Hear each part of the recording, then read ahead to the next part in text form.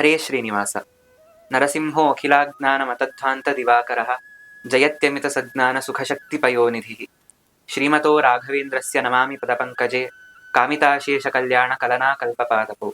ವಾದೇ ವಿಜಯಶೀಲಾಯ ವರದಾಯ ವರಾರ್ಥಿನಾಂ ವದಾನ್ಯಜನಸಿಂಹಾಯ ವರದೇಂದ್ರಾಯ ತೇ ನಮಃ. ತ್ರೈಲೋಕ್ಯ ಗುರುಗಳಾದ ಶ್ರೀಮನ್ ಮಧ್ವಾಚಾರ್ಯರ ದಿವ್ಯ ಪರಂಪರೆಯಲ್ಲಿ ಕಂಗೊಳಿಸಿದಂಥವರು ಶ್ರೀಮದ್ ಟೀಕಾಕೃತ್ಪಾದರು. ಅದೇ ಪರಂಪರೆಯಲ್ಲಿ ಮುಂದೆ ಬಂದು ಅತ್ಯಂತ ದಯಾಳುಗಳು, ಕಾಮಧೇನು ಕಲ್ಪವೃಕ್ಷರು, ಅಗಮ್ಯ ಮಹಿಮರು ಅಂತ ಪ್ರಸಿದ್ಧರಾದವರು ಮಂತ್ರಾಲಯ ಪ್ರಭುಗಳಾದ ಶ್ರೀಮದ್ ರಾಘವೇಂದ್ರ ತೀರ್ಥ ಗುರು ಸಾರ್ವಭೌಮರು. ಅಂತಹ ಗುರುರಾಯರಿಂದ 7ನೇ ಯತಿಗಳಾಗಿ, ಶ್ರೀಮದಾಚಾರ್ಯರಿಂದ 24ನೇ ಯತಿಗಳಾಗಿ ಅದೇ ಪರಂಪರೆಯಲ್ಲಿ ವಿರಾಜಮಾನರಾಗಿ ಭಕ್ತರನ್ನು ಉದ್ಧಾರ ಮಾಡಿದ ಮಹಾನುಭಾವರು ಇಂದಿನ ಆರಾಧನಾ ನಾಯಕರಾದ ಶ್ರೀಮದ್ ವರದೇಂದ್ರ ತೀರ್ಥ ಗುರು ಸಾರ್ವಭೌಮರು.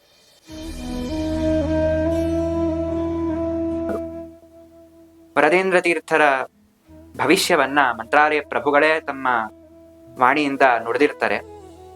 ಮಂತ್ರಾಲಯ ಪ್ರಭುಗಳು 3 ಭವಿಷ್ಯಗಳನ್ನ ನುಡಿದಿರ್ತಾರೆ. ಒಂದು, ಮಂತ್ರಾಲಯದಲ್ಲಿ ಇರುವ ಅವರ ಬೃಂದಾವನದ ಪಕ್ಕದಲ್ಲಿ ಯಾರು ವಿರಾಜಮಾನರಾಗಬೇಕು ಅಂತ ಅವರೇ ವಾದೀಂದ್ರ ತೀರ್ಥರು. ಮತ್ತೆ ಗುರುರಾಯರ ಗ್ರಂಥಗಳಿಗೆ ವ್ಯಾಖ್ಯಾನವನ್ನು ಯಾರು ರಚನೆ ಮಾಡ್ತಾರೆ ಅಂತ ಅವರ ಶಿಷ್ಯರು ಕೇಳ್ಕೊಂಡಾಗ ನಮ್ಮಿಂದ 3ನೇಯವರಾದ ಸುಮತೀಂದ್ರ ತೀರ್ಥರು ನಮ್ಮ ಗ್ರಂಥಗಳಿಗೆ ವ್ಯಾಖ್ಯಾನವನ್ನ ರಚನೆ ಮಾಡ್ತಾರೆ ಅಂತ ಭವಿಷ್ಯವನ್ನ ನುಡಿದಿರ್ತಾರೆ. ಅದೇ ರೀತಿ ತಮ್ಮಂತಹ ಮಹನೀಯರು ಮತ್ತೆ ಬಂದು ನಮ್ಮನ್ನ ಅನುಗ್ರಹ ಮಾಡಬೇಕು ಅಂತ, ತಮಗೆ ಸಮನಾದವರು ಯತಿಗಳು ಬಂದು ನಮಗೆ ಅನುಗ್ರಹ ಮಾಡಬೇಕು ಅಂತ ಕೇಳ್ಕೊಂಡಾಗ ಸಪ್ತಮೋ ಮತ್ಸಮೋ ಯೋಗಿ ವರದೇಂದ್ರೋ ಭವಿಷ್ಯತಿ ಅಂತ ರಾಘವೇಂದ್ರ ಗುರು ಸಾರ್ವಭೌಮರು ಭವಿಷ್ಯವನ್ನ ನುಡಿದಿರ್ತಾರೆ. ಅದೇ ರೀತಿ ವರದೇಂದ್ರ ತೀರ್ಥರು ಆ ಪೀಠದಲ್ಲಿ ಬರ್ತಾರೆ. ರಾಘವೇಂದ್ರ ಗುರು ಸಾರ್ವಭೌಮರ ಪೂರ್ವಾಶ್ರಮದ ವಂಶ ಶಾಷ್ಟೀಕ ವಂಶ ಅಂತ, ಬಿಗಮುದ್ರೆ ಮನೆತನ. ಅದೇ ಮನೆತನದಲ್ಲಿ ಬಂದವರು ವೇಣುಗೋಪಾಲಾಚಾರ್ಯರು. ವೇಣುಗೋಪಾಲಾಚಾರ್ಯರಿಗೆ 3 ಜನ ಗಂಡು ಸಂತಾನ. ಆ 3 ಜನರು ಮುಂದೆ ರಾಘವೇಂದ್ರ ಸ್ವಾಮಿಗಳವರ ಪೀಠದಲ್ಲಿ ವಿರಾಜಮಾನರಾದವರೇ. ಮೊದಲನೆಯವರು ಪುರುಷೋತ್ತಮಾಚಾರ್ಯರು ಅಂತ, ಅವರೇ ವಸುಧೇಂದ್ರ ತೀರ್ಥರು. 2ನೇಯವರು ಬಲರಾಮಾಚಾರ್ಯರು, ಅವರೇ ಇಂದಿನ ಆರಾಧನಾ ನಾಯಕರಾದ ವರದೇಂದ್ರ ತೀರ್ಥರು. 3ನೇಯವರು ಲಕ್ಷ್ಮೀನಾರಾಯಣಾಚಾರ್ಯರು ಅಂತ, ಅವರು ಭುವನೇಂದ್ರ ತೀರ್ಥರಾಗಿ ಮುಂದೆ ಬರ್ತಾರೆ. ರಾಘವೇಂದ್ರ ಸ್ವಾಮಿಗಳವರ ಪಕ್ಕದಲ್ಲಿ ಸದಾ ರಾಯರ ಸೇವೆಯನ್ನೇ ಮಾಡ್ತಾ ಇರುವಂತಹ ಮಹಾನುಭಾವರು ವಾದೀಂದ್ರ ತೀರ್ಥರು. ಆ ವಾದೀಂದ್ರ ತೀರ್ಥರ ಗರಡಿಯಲ್ಲಿ ಬೆಳೆದವರು, ಅಂದ್ರೆ ಅವರಲ್ಲಿಯೇ ಶಾಸ್ತ್ರಾಧ್ಯಯನ ಮಾಡಿದವರು ಬಲರಾಮಾಚಾರ್ಯರು. ಬಲರಾಮಾಚಾರ್ಯರಿಗೆ ವಸುಧೇಂದ್ರ ತೀರ್ಥರು ಒಂದು ಒಳ್ಳೆಯ ಮುಹೂರ್ತ ನೋಡಿ, ಮತ್ತೆ ಅವರಿಗಿದ್ದ ಜ್ಞಾನ, ಭಕ್ತಿ, ವೈರಾಗ್ಯ ಇದನ್ನೆಲ್ಲ ನೋಡಿ ಅವರಿಂದ ತುಂಬಾ ಸಂತೋಷಪಟ್ಟು ವರದೇಂದ್ರ ತೀರ್ಥರು ಅಂತ ನಾಮಕರಣ ಮಾಡಿ ಪಟ್ಟಾಭಿಷೇಕ ಮಾಡಿ ಆ ವೇದಾಂತ ಸಾಮ್ರಾಜ್ಯದಲ್ಲಿ ಕೂಡಿಸ್ತಾರೆ. ವರದೇಂದ್ರ ತೀರ್ಥರು ಅವರ ಉದಾರ ಭಾವ, ಅವರು ಅನೇಕ ಸ್ಥಳಗಳಿಗೆ ಸಂಚಾರ ಮಾಡಿ ದಕ್ಷಿಣ ಭಾರತದಲ್ಲಿ ಆ ರಾಯರ ಮಠಕ್ಕೆ ಒಳ್ಳೆಯ ಕೀರ್ತಿಯನ್ನ ತಂದುಕೊಡ್ತಾರೆ. ಅನೇಕ ರಾಜರಿಂದ ಸತ್ಕಾರವನ್ನ ಸ್ವೀಕಾರ ಮಾಡ್ತಾರೆ. ಆ ಸತ್ಕಾರದಿಂದ ಏನು ಬಳುವಳಿಗಳು ಬಂದಿರತ್ತಲ್ಲ, ಮಠದ ಅಭಿವೃದ್ಧಿಗಾಗಿ ಅದನ್ನ ಬಳಸಿಕೊಂಡು ಇವತ್ತವರೆಗೂ ಆ ರಾಯರ ಮಠಕ್ಕೆ ಏನು ಅಭಿವೃದ್ಧಿ ಆಗಿದೆ ಅದಕ್ಕೆ ಅಪಾರವಾದ ಕೊಡುಗೆಯನ್ನ ಕೊಟ್ಟವರು ವರದೇಂದ್ರ ತೀರ್ಥರು. ಆ ವರದೇಂದ್ರ ತೀರ್ಥರು 2 ಗ್ರಂಥಗಳನ್ನ ರಚನೆ ಮಾಡಿದ್ದಾರೆ. ಒಂದು ದೇವಪೂಜಾ ಪದ್ಧತಿ ಅಂತ ಸಂಸ್ಕೃತದಲ್ಲಿ, ಮತ್ತೆ ತಂತ್ರಸಾರ ಸಂಗ್ರಹ ಆಚಾರ್ಯರ ಏನು ಕೃತಿ ಇದೆ ಅದನ್ನ ಕನ್ನಡದಲ್ಲಿ ನಮಗೆ ರಚನೆ ಮಾಡಿ ಮಹದುಪಕಾರವನ್ನ ಮಾಡಿಕೊಟ್ಟಿದ್ದಾರೆ ಮಹಾನುಭಾವರು. ಪುಣ್ಯಪಟ್ಟಣ ಅಂತ ಇಂದಿನ ಮಹಾರಾಷ್ಟ್ರದಲ್ಲಿ ಒಂದು ಪ್ರಸಿದ್ಧವಾದಂತಹ ನಗರ, ಪುಣೆ ಅಂತ ಇವತ್ತು ಪ್ರಸಿದ್ಧವಾಗಿದೆ. ಆ ಪುಣೆ ನಗರದಲ್ಲಿ ಆಗಿನ ಕಾಲಕ್ಕೆ ಅದ್ವೈತಿಗಳಿಗೆ ಒಂದು ಕೇಂದ್ರ ಪುಣ್ಯಪತ್ತಣ ಅಥವಾ ಪುಣೆ. ಆ ಪುಣೆಗೆ ವರದೇಂದ್ರ ತೀರ್ಥರು ಸಂಚಾರ ಮಾಡ್ತಾರೆ. ಅಲ್ಲಿ ಒಬ್ಬರು ಪ್ರಗಾಢ ಅದ್ವೈತ ಪಂಡಿತರು, ಅವರ ಹೆಸರು ಪ್ರಭುಣಿ ರಾಮಶಾಸ್ತ್ರಿಗಳು ಅಂತ. ಆ ರಾಮಶಾಸ್ತ್ರಿಗಳಿಗೂ ಮತ್ತೆ ವರದೇಂದ್ರ ತೀರ್ಥರಿಗೂ ಒಂದು ವಾದ. ಆ ವಾದದ ಪಂದ್ಯ ತುಂಬಾ ಚೆನ್ನಾಗಿದೆ. ಆ ಪ್ರಭುಣಿ ರಾಮಶಾಸ್ತ್ರಿಗಳು ಏನಿರ್ತಾರೆ, ಪುಣೆಯಲ್ಲಿ ಒಂದು ದೊಡ್ಡ ಅರಮನೆ ತರ ಕಟ್ಟಿಸ್ಕೊಂಡಿರ್ತಾರೆ ಅವ್ರ ಮನೆನ, ತುಂಬಾ ದೊಡ್ಡದಾದಂತಹ ಒಂದು ಮನೆ. ಆ ಮನೆಯನ್ನ ಅಕಸ್ಮಾತ್ ರಾಮಶಾಸ್ತ್ರಿಗಳು ಸೋತರೆ ಆ ಮನೆಯನ್ನ ರಾಯರ ಮಠಕ್ಕೆ ಒಪ್ಪಿಸ್ತೀನಿ ಅಂತ ಇವರ ಪಂದ್ಯ. ವರದೇಂದ್ರ ತೀರ್ಥರ ಪಂದ್ಯ ತುಂಬಾ ಗಟ್ಸ್ಬೇಕದನ್ನ ಹೇಳ್ಬೇಕು ಅಂದ್ರೆ, ತುಂಬಾ ಧೈರ್ಯ ಬೇಕದನ್ನ ಹೇಳ್ಬೇಕು ಅಂದ್ರೆ, ಇಡೀ ಸಂಸ್ಥಾನವನ್ನ ನಿಮಗೆ ಒಪ್ಪಿಸ್ತೀವಿ ಅನ್ನುವಂತ ಒಂದು ಬಲಿಷ್ಠವಾದಂತಹ ಒಂದು ನಿರ್ಧಾರ. ಅದು ಆ ಮಹಾನುಭಾವರಿಗೆ ಏನ್ ದೊಡ್ಡದಲ್ಲ, ಯಾಕಂದ್ರೆ ಅವ್ರಿಗಿದ್ದಂತಹ ಆಚಾರ್ಯರ ಮೇಲಿದ್ದಂತಹ ವಿಶ್ವಾಸ, ಟೀಕಾರಾಯರ ಮೇಲಿದ್ದಂತಹ ವಿಶ್ವಾಸ, ನಮ್ಮ ತತ್ವವಾದದ ಮೇಲಿದ್ದಂತಹ ವಿಶ್ವಾಸ, ನಾವು ಗೆದ್ದೇ ಗೆಲ್ತೀವಿ ಯಾವತ್ತಿದ್ರೂ ಶ್ರೀಮದಾಚಾರ್ಯರ ಸಿದ್ಧಾಂತವೇ ಸಿದ್ಧಾಂತ, ಅಂತೆ ಸಿದ್ಧಸ್ತು ಸಿದ್ಧಾಂತ ಮಧ್ವಸ್ಯಾಗಮ ಏವಹಿ ಅಂತ ಆ ವಿಶ್ವಾಸ ಅವರಿಗೆ ಇಂತಹ ಪಂದ್ಯವನ್ನು ಕಟ್ಟಲಿಕ್ಕೆ ಸ್ಫೂರ್ತಿಯಾಯಿತು. ಅದಂತಹ ಮಹಾನುಭಾವರಿಗೆ ಮಾತ್ರ ಸಾಧ್ಯ. ಯಾಕಂದ್ರೆ ಆ ಜಗತ್ಸತ್ಯ ಇತ್ಯಾದಿಗಳನ್ನೆಲ್ಲ ದೊಡ್ಡ ದೊಡ್ಡ ಪಂಡಿತರ ಮುಂದೆ ಪ್ರೂವ್ ಮಾಡೋದು ಅಂತಹ ಮಹನೀಯರಿಗೆ ಮಾತ್ರ ಸಾಧ್ಯ. ಅದು ಆ ಸತ್ಯತೆಯ ಶ್ರೀಮದಾಚಾರ್ಯರ ಶಾಸ್ತ್ರವನ್ನ ಯಾರು ಚೆನ್ನಾಗಿ ಅಧ್ಯಯನ ಮಾಡಿರ್ತಾರೆ, ಜಗತ್ತು ಸತ್ಯ, ಪಂಚಭೇದ, ಹರಿ ಸರ್ವೋತ್ತಮತ್ವ, ವಾಯು ಜೀವೋತ್ತಮತ್ವ ಇತ್ಯಾದಿಗಳ ಜ್ಞಾನ ಯಾರು ಅದನ್ನ ಮನದಟ್ಟು ಮಾಡ್ಕೊಂಡಿರ್ತಾರೆ, ಅದನ್ನ ಯಾರು ಅನುಭವಿಸಿರ್ತಾರೆ, ಅವರಿಗೆ ಅದು ಸುಲಭ. ನಮ್ಮಂಥವ್ರಿಗೆ ಜ್ಞಾನನೇ ಇಲ್ಲ. ಆಚಾರ್ಯರ ಮೇಲೆಯೂ ಅಷ್ಟು ಜ್ಞಾನ ಇಲ್ಲ, ಶ್ರೀಮದಾಚಾರ್ಯರ ಸಿದ್ಧಾಂತದ ಮೇಲೆಯೂ ಅಷ್ಟಕ್ಕಷ್ಟೇ ನಮಗೆ ಏನೂ ಗೊತ್ತಿಲ್ಲ. ಆದರೆ ವರದೇಂದ್ರ ತೀರ್ಥರು, ಆ ಮಹನೀಯರು ಇಂತಹ ವಿಶಿಷ್ಟವಾದ ಪಂದ್ಯವನ್ನ ಕಟ್ತಾರೆ.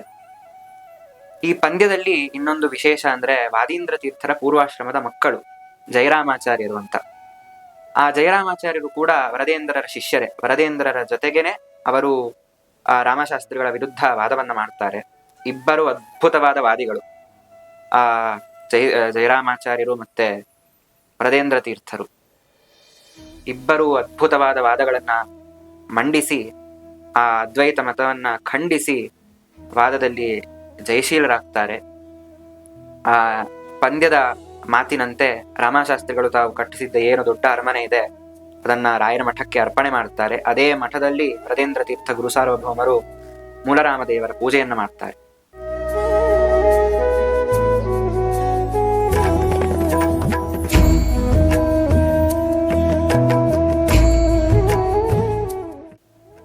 ವರದೇಂದ್ರ ತೀರ್ಥ ಗುರು ಸಾರ್ವಭೌಮರ ಜೀವನದಲ್ಲಿ ಇನ್ನೊಂದು ವಿಶೇಷವಾದ, ಯಾರೂ ಮರಿಲಿಕ್ಕೆ ಸಾಧ್ಯವಾಗಬಾರದು ಅಂತಹ ಘಟ್ಟ.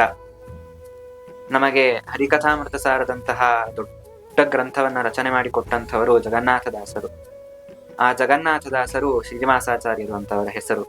ಶ್ರೀನಿವಾಸಾಚಾರ್ಯರು ವರದೇಂದ್ರ ತೀರ್ಥರಲ್ಲೇ ಅಧ್ಯಯನ ಮಾಡಿ ವರದೇಂದ್ರ ತೀರ್ಥರಿಂದ ವಿಶೇಷವಾಗಿ ಆ ಹರಿಕಥಾಮೃತ ಸಾರವನ್ನ ರಚನೆ ಮಾಡಬೇಕು ಅಂತ ಅಪ್ಪಣೆ ಪಡೆದುಕೊಂಡು ಅವರಿಂದಲೇ ಆ ಏನು ಸುಧಾರಿ ಗ್ರಂಥಗಳ ಶ್ರವಣವನ್ನ ಮಾಡಿರ್ತಾರೆ ಶ್ರೀನಿವಾಸಾಚಾರ್ಯರು, ಅದನ್ನೇ ಮುಂದೆ ಕನ್ನಡದ ಶ್ರೀಮನ್ಯಾಯ ಸುಧಾ ಅಂತ ಖ್ಯಾತವಾಗಿರುವಂತಹ ಆ ಹರಿಕಥಾಮೃತ ಸಾರವನ್ನ ಜಗತ್ತಿಗೆ ನೀಡಿದಂಥವರು ಜಗನ್ನಾಥದಾಸ.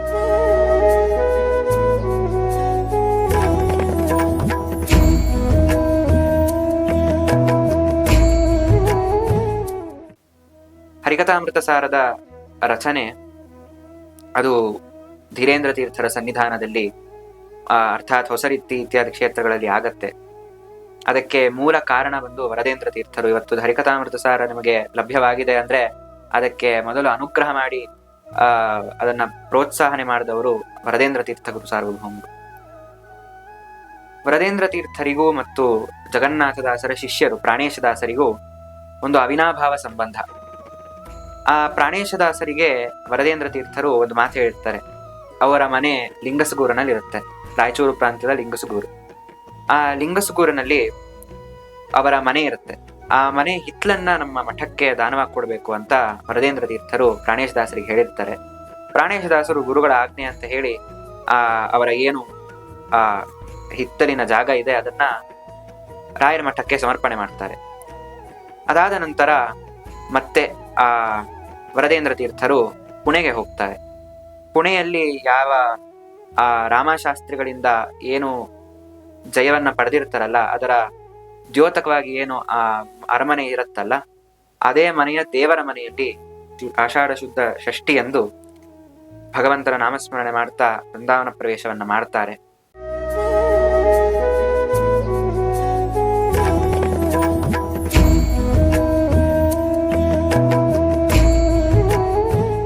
ಈ ಪುಣೆ ಸಾಮಾನ್ಯ ಕ್ಷೇತ್ರ ಅಲ್ಲ. ಹಿಂದೆ ಭಾವಿ ಸಮೀರ ವಾದಿರಾಜ ಗುರು ಸಾರ್ವಭೌಮರು ರುಕ್ಮಿಣೀಶ ವಿಜಯವನ್ನ ರಚನೆ ಮಾಡಿದಂತಹ ದಿವ್ಯ ಕ್ಷೇತ್ರ ಅದು. ಆ ಕ್ಷೇತ್ರದಲ್ಲಿ ಒಂದು ಮಾಘನ ಏನು ಶಿಶುಪಾಲ ವಧ ಇದೆ, ಆ ಶಿಶುಪಾಲ ವಧಕ್ಕಿಂತ ದೊಡ್ಡ ಒಂದು ಕಾವ್ಯ ಇಲ್ಲವೇ ಇಲ್ಲ ಅಂತ ಆಗಿನ ಕಾಲದಲ್ಲಿ ಡಿಸೈಡ್ ಮಾಡ್ಕೊಂಡ್ಬಿಟ್ಟಿರ್ತಾರೆ. ಅದಕ್ಕೆ ವಾದಿರಾಜರು ಶಿಶುಪಾಲ ವಧ ಅನ್ನೋ ಹೆಸರೇ ನಮಗೆ ಸರಿ ಹೋಗ್ತಿಲ್ಲ, ನಾವು ಅದೇ ತರ ಒಂದು ಕಾವ್ಯವನ್ನ ರಚನೆ ಮಾಡ್ಕೊಡ್ತೀವಿ ಅಂತ ಹೇಳಿ 19 ದಿನಗಳಲ್ಲಿ ಗೋಪಿ ಚಂದನ ಹಚ್ಕೊಳ್ಳೋಷ್ಟು ಏನ್ ಟೈಮ್ ಇದೆ ಅಷ್ಟು ಟೈಮಲ್ಲಿ ಒಂದು ಸರ್ಗ ಮುಗಿಸ್ತಾ ಇದ್ರಂತೆ ವಾದಿರಾಜರು. ಅವರ ಯೋಗ್ಯತೆ ಅಪರಿಮಿತವಾದದ್ದು.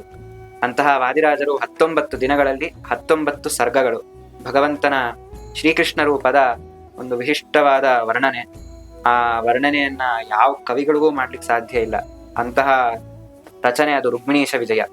ಆ ರುಕ್ಮಿಣೀಶ ವಿಜಯವನ್ನ ನೋಡಿ ಶಿಶುಪಾಲ ವಧಕ್ಕಿಂತ ದೊಡ್ಡ ಕಾವ್ಯ ಇದು ಅಂತ ಹೇಳಿ ಆನೆ ಮೇಲೆ ಅಂಬಾರಿ ಮಾಡಿಸಿದಂತಹ ಕ್ಷೇತ್ರ ಪುಣೆ. ಇವತ್ತಿಗೂ ಅವರು ನೆಲೆಸಿರುವ ಬೃಂದಾವನ, ಅದು ಆ ಒಂದು ಮಂಟಪ ಇದೆ, ಅದು ಕಟ್ಟಿಗೆ. ಅದು ಎಂತಹ ಅವರ ಪುಣ್ಯ ಅಂದ್ರೆ, ಮತ್ತೆ ಅವರ ಸೇವೆಯೂ ಅಂಥದ್ದೇ. ಅಷ್ಟು ಮಹಾನುಭಾವರ ಅವರ ಸೇವೆ ಅಪರಿಮಿತವಾದದ್ದು. ಅದರಂತೆಯೇ ರಾಘವೇಂದ್ರ ಸ್ವಾಮಿಗಳ ಪೂರ್ಣಾನುಗ್ರಹಕ್ಕೆ ಪಾತ್ರರಾದವರು. ವರದೇಂದ್ರ ತೀರ್ಥರ ತಲೆಯ ಅರ್ಥಾತ್ ಬೃಂದಾವನದ ಮೇಲೇನೆ ರಾಯರ ಮೃತ್ತಿಕಾ ಬೃಂದಾವನ ಹಾಗೂ ಮುಖ್ಯಪ್ರಾಣದೇವರ ಸನ್ನಿಧಾನ ಇದೆ. ಪ್ರಾಣೇಶದಾಸರಿಗೆ ಅವರು ಹೇಳಿರ್ತಾರಲ್ಲ, ಏನ್ ನಿಮ್ ಹಿತ್ತಲನ್ನ ಮಠಕ್ಕೆ ಕೊಡಿ ಅಂತ. ಅದಾದ್ಮೇಲಿಂದ ವರದೇಂದ್ರ ತೀರ್ಥರು ಆ ಕಡೆ ಬರುವುದಿಲ್ಲ. ಪ್ರಾಣೇಶದಾಸರು ಬೇಡ್ಕೋತಾರೆ ವರದೇಂದ್ರ ತೀರ್ಥರನ್ನ, ಸ್ವಾಮಿ ನೀವು ಹೇಳಿದ್ರಿ ಕೊಟ್ಟಿದ್ದೆ, ಇವಾಗ ಏನ್ ಮಾಡ್ಬೇಕು ಅಂತ. ಅದಕ್ಕೆ ವರದೇಂದ್ರ ತೀರ್ಥರು ಪ್ರಾಣೇಶದಾಸರ ಕನಸಿನಲ್ಲಿ ಬಂದು, ನಿಮ್ಮ ಹಿತ್ತಲಿನಲ್ಲಿ ಒಂದು ತುಳಸಿ ಗಿಡ ಇದೆ, ಒಬ್ಬ ಮನುಷ್ಯನ ಗಾತ್ರದ ಒಂದು ದೊಡ್ಡ ತುಳಸಿ ಗಿಡ, ಆ ತುಳಸಿ ಗಿಡದಲ್ಲಿ ನಮ್ಮ ಸನ್ನಿಧಾನ ಇದೆ, ಅಲ್ಲೇ ನೀವು ಬೃಂದಾವನ ಪ್ರತಿಷ್ಠಾಪನೆ ಮಾಡಬೇಕು ನಮ್ಮದು ಅಂತ ಹೇಳಿ ವರದೇಂದ್ರ ತೀರ್ಥರು ಸ್ವಪ್ನದ ಮೂಲಕ ಸೂಚನೆ ಕೊಡ್ತಾರೆ.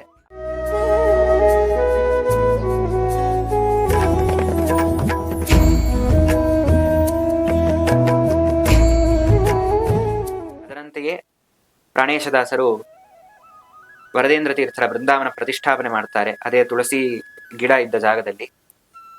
ಇವತ್ತಿಗೂ ಪುಣೆಯಲ್ಲಿ ಹೇಗೆ ಗುರುಗಳ ಬೃಂದಾವನಕ್ಕೆ ಅಭಿಷೇಕಾದಿಗಳು, ಆರಾಧನೆ ಇತ್ಯಾದಿಗಳು ನಡೆಯುತ್ತೋ ಅದೇ ರೀತಿ ಲಿಂಗಸುಗೂರಿನಲ್ಲಿರುವ ವರದೇಂದ್ರ ತೀರ್ಥರ ಸ್ವಪ್ನ ವೃಂದಾವನ ಅಂತಾನೆ ಅದು ವಿಖ್ಯಾತ.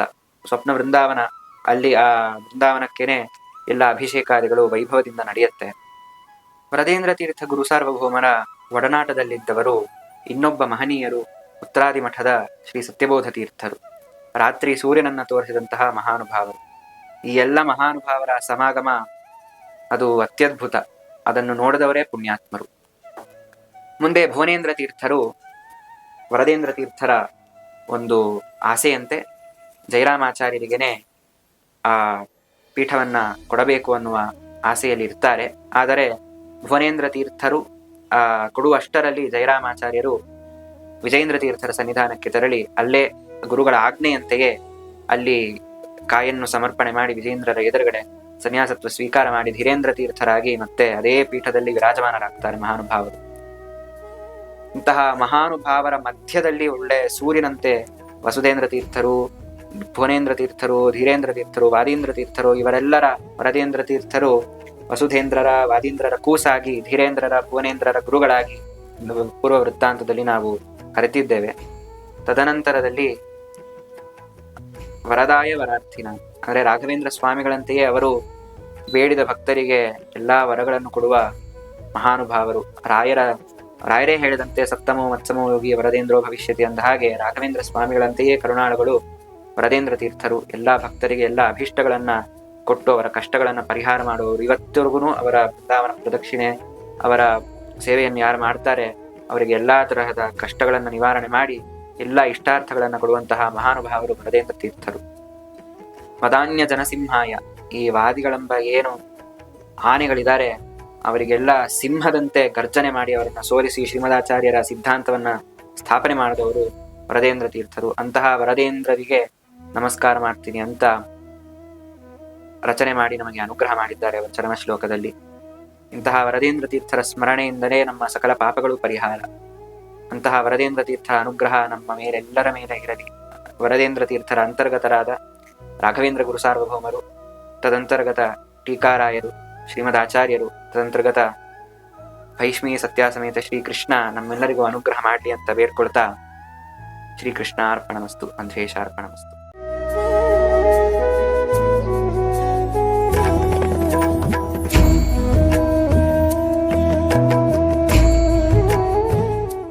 ಮಧ್ವರ ಹೃದಯದಲ್ಲಿ ಉಡುಪಿಯಲ್ಲಿ ಸಿಗುತ್ತೆ ಎನ್ನುವ ಏಕೈಕ ಕಾರಣದಿಂದ ಕೃಷ್ಣ ದ್ವಾರಕೆಯನ್ನು ಬಿಟ್ಟು ಉಡುಪಿಗೆ ಬಂದಿದ್ದಾನೆ. ಇದು ನಮ್ಮ ಆಚಾರ್ಯರ ಮಹಿಮೆ.